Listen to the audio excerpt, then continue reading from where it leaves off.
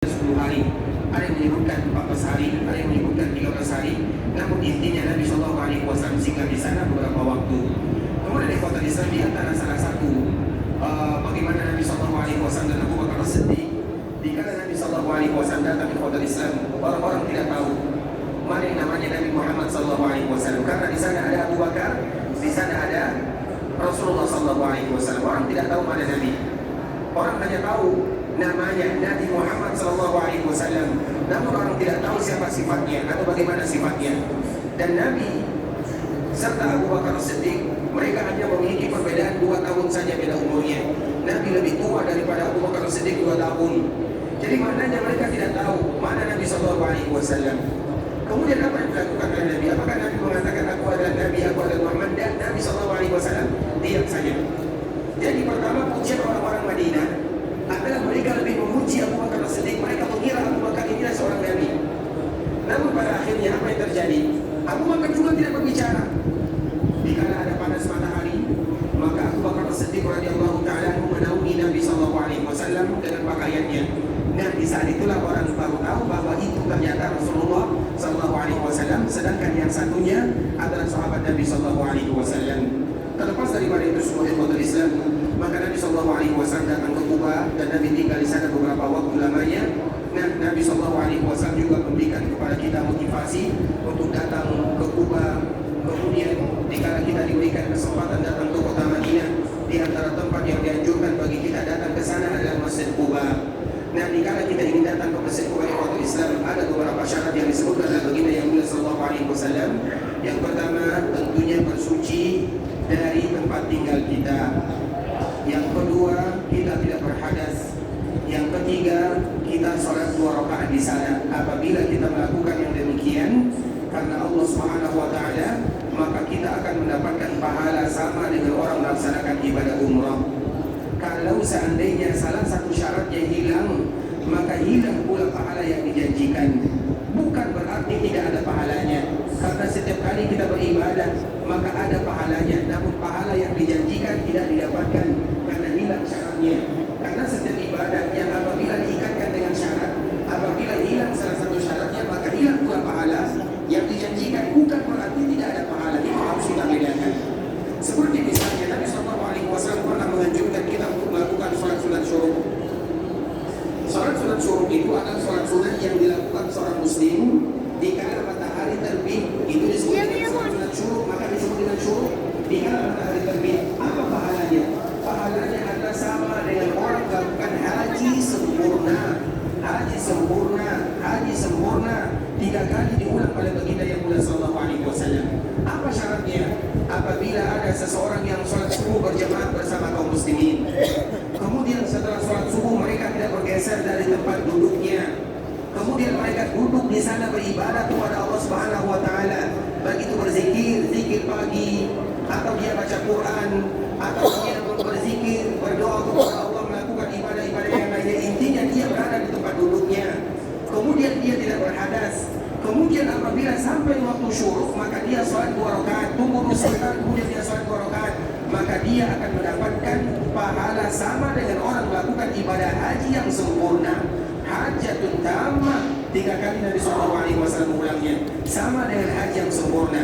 Kalau seandainya salah satu syaratnya hilang, berarti hilang pula pahala yang dijanjikan. Misalnya setelah subuh atau dia tidak sholat subuh berjamaah bersama kaum muslimin, kemudian dia datang ke masjid, berarti dia tidak mendapatkan pahalanya. Yang dijanjikan bukan dia tidak dapat pahala.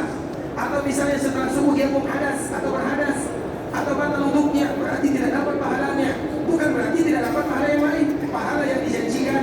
Atau misalnya dia tertidur misalnya di sana, maka dia tidak mendapatkan pahala yang dijanjikan. Atau misalnya ada syarat-syarat yang hilang, maka pahalanya tidak didapatkan, yaitu pahala yang dijanjikan. Bukan berarti tidak dapat pahalanya. Nah begitu juga jika kita melaksanakan sholat sunat di Kuba, apabila salah satu dari syarat ini hilang, maka kita tidak mendapatkan pahala yang dijanjikan. Apa pahalanya? Sama dengan orang yang melaksanakan ibadah umrah. Makanya sebelum kita berziarah, maka tempat yang pertama kali dianjurkan bagi kita berziarah adalah Masjid Kuba. Supaya apa? Supaya tidak batal wudhu kita. Kalau wudhu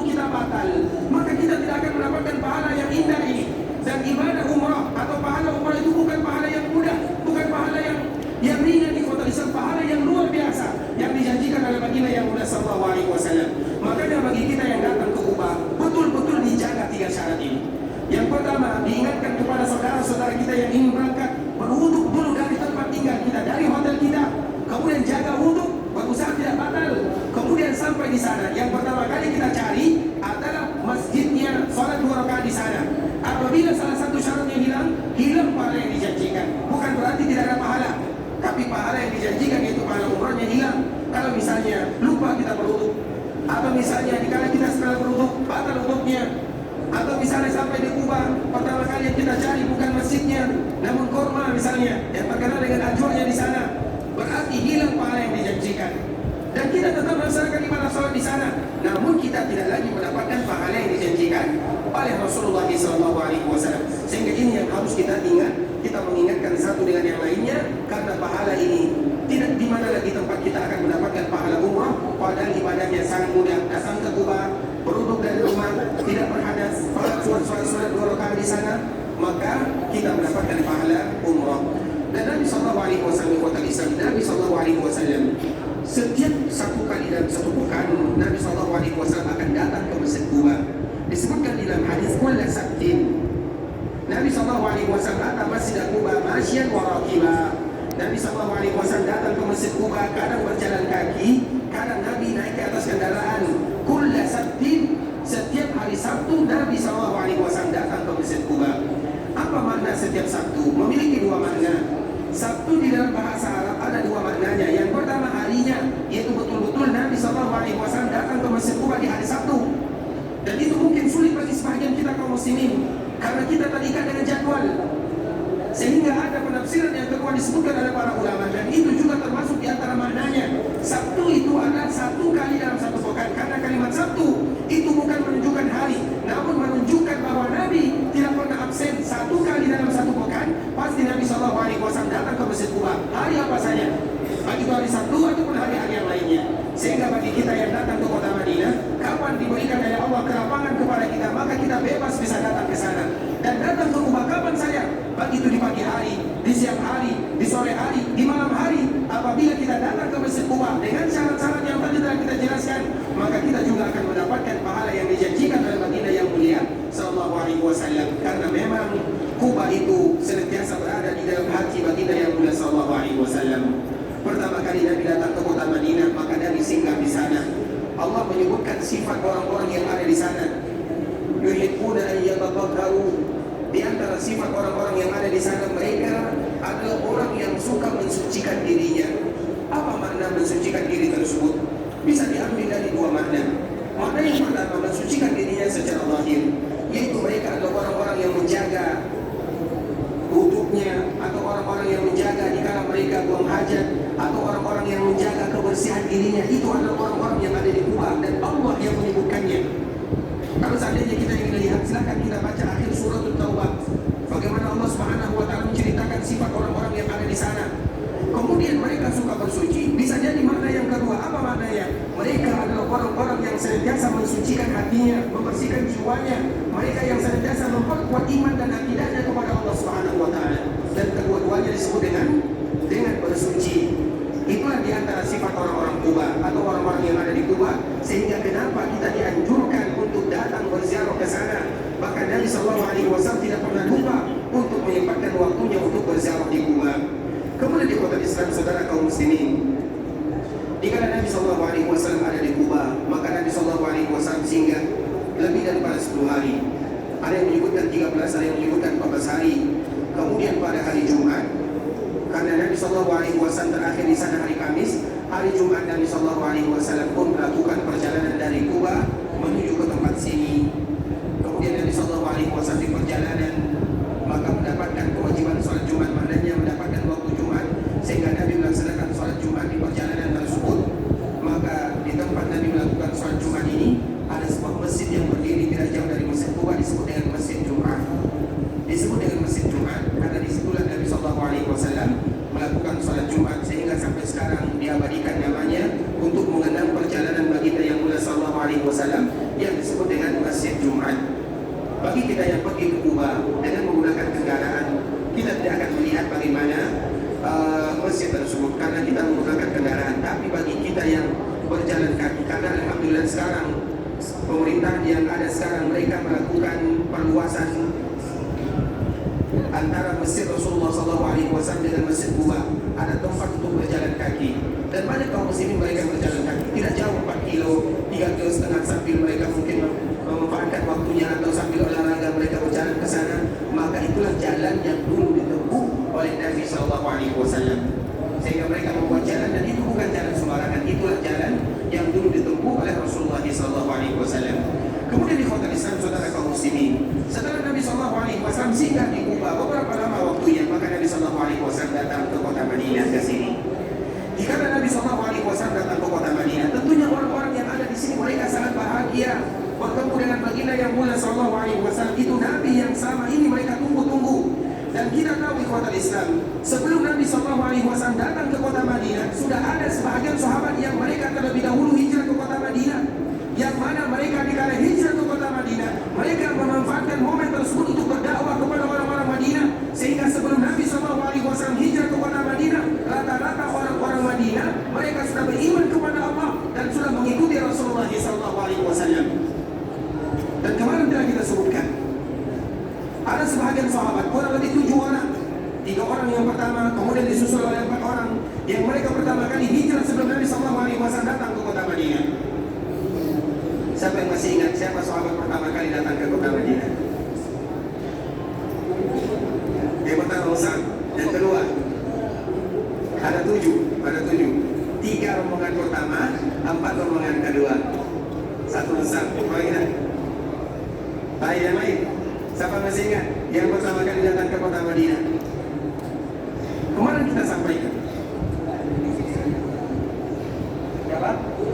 Mus'ab bin Umair. Kedua, Abdullah bin Mas'ud. Yang ketiga, As'ad bin Zurarah. Yang keempat, Abu Bakar bersama Nabi SAW.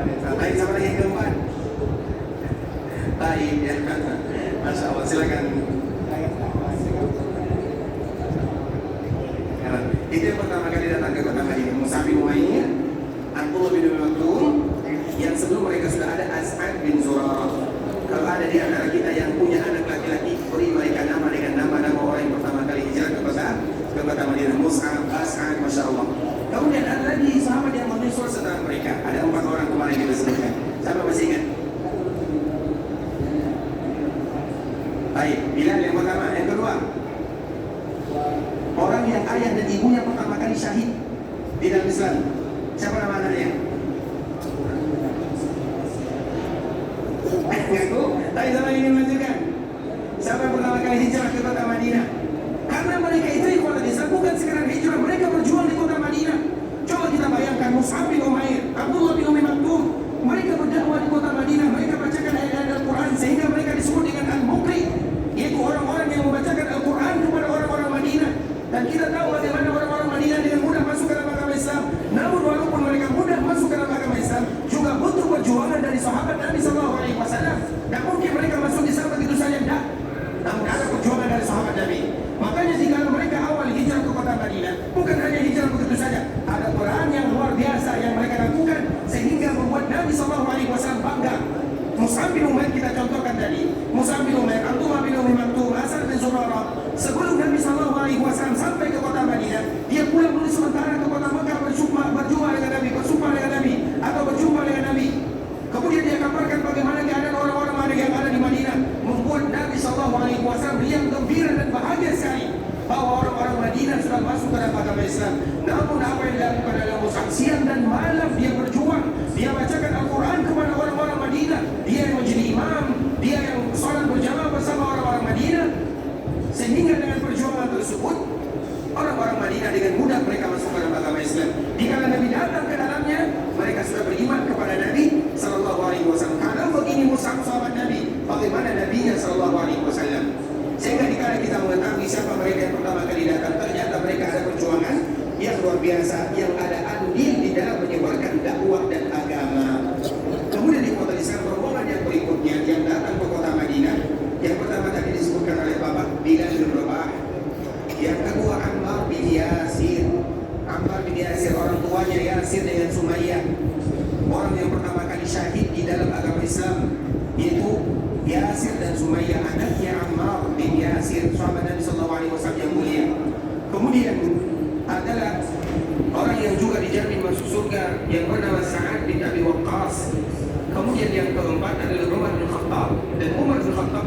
hijrah bukan sendirian, namun dia hijrah bersama 20 orang yang lainnya. Itulah mereka yang pertama kali hijrah ke kota Madinah sebelum Nabi SAW sampai ke dalamnya. Sehingga orang-orang Madinah mereka riang gembira menyambut Nabi SAW sebagaimana disebutkan oleh sahabat Bara bin Azib, juga disebutkan oleh sahabat Anas bin Malik radhiyallahu taala anhu. Tidaklah orang-orang Madinah gembira melainkan kegembiraan mereka dikala menyambut baginda yang mulia sallallahu alaihi wasallam. Karena kegembiraan luar biasa yang dirasakan oleh orang-orang Madinah di dalam sejarah yang panjang itu ada dua. Yang pertama, gembiranya mereka, bahagianya mereka dengan bahagia yang luar biasa dikala menyambut Nabi sallallahu alaihi wasallam, Rasulullah sallallahu alaihi wasallam.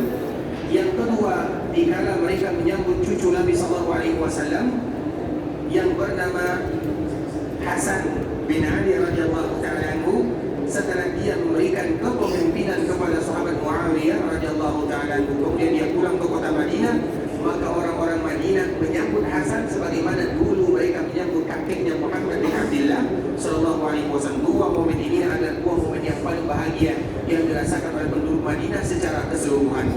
Kemudian di kota Islam, jika Nabi sallallahu alaihi wasallam sampai, maka tentunya orang-orang yang ada di sini mereka menawarkan rumah kepada Nabi sallallahu alaihi wasallam. Ya Rasulullah, menginap di rumah kami. Ya Rasulullah, tinggal di rumah kami. Ya Rasulullah, mereka menawarkan bantuan kepada Nabi sallallahu alaihi wasallam, dan itu disebut dengan orang-orang Ansar. Mereka berikan semuanya kepada Nabi sallallahu alaihi wasallam, sehingga jika Nabi sallallahu alaihi wasallam sampai di kota Madinah, maka mereka berbondong-bondong mengikuti Nabi sallallahu alaihi wasallam. Semoga Nabi sallallahu alaihi wasallam tidur di rumah mereka.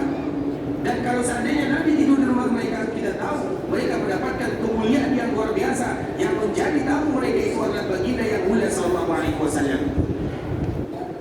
Kemudian di kota Islam, dikala orang-orang Madinah mereka berebutan, ya Rasulullah, ya Rasulullah, ya Rasulullah, maka datanglah salah seorang sahabat yang bernama Abu Ayyub Al-Ansari radhiyallahu ta'ala anhu. Bernama Abu Ayyub Al-Ansari radhiyallahu ta'ala anhu. Abu Ayyub ini dikala melihat orang-orang mengelilingi Nabi sallallahu alaihi wasallam, berebutan ingin menyambut Nabi sallallahu alaihi wasallam, ingin menginginkan Nabi tinggal di rumah mereka, Abu Ayyub apa yang dia lakukan? Abu Ayyub Al-Ansari, dia diam saja.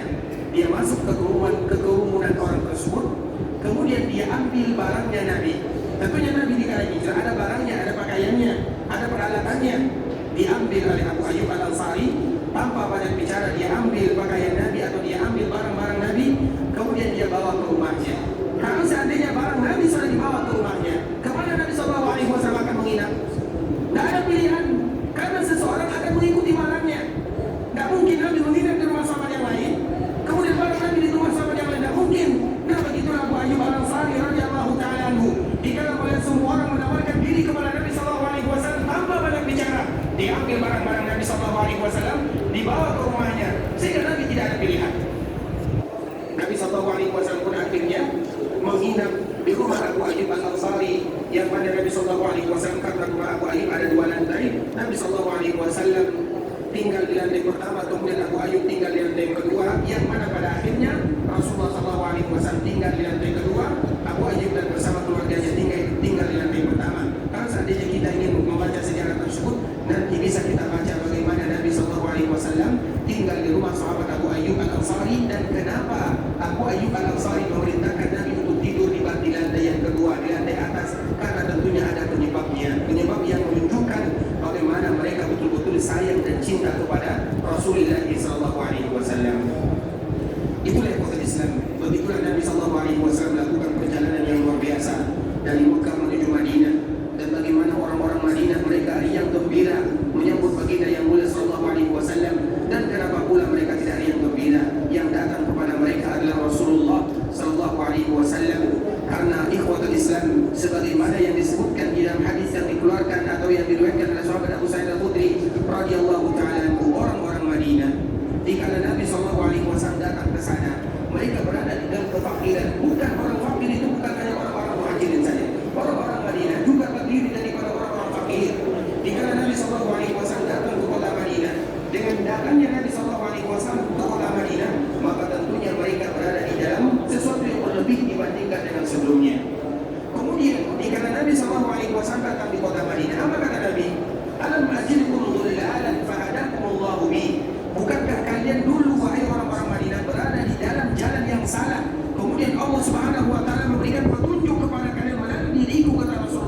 Alaihi Wasallam.